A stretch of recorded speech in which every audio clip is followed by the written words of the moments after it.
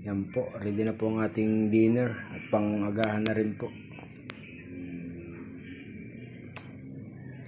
Crispy chicken po yan.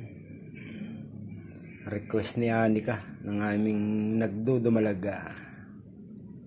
Grade 6 na po siya. Graduating na po ng grade 6. Yan. Yan po.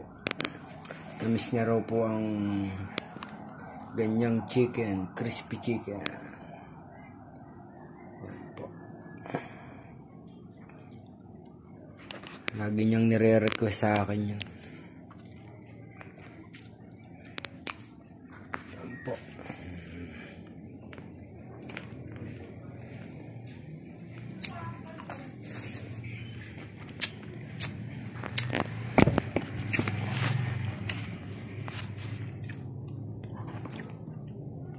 Sarap po.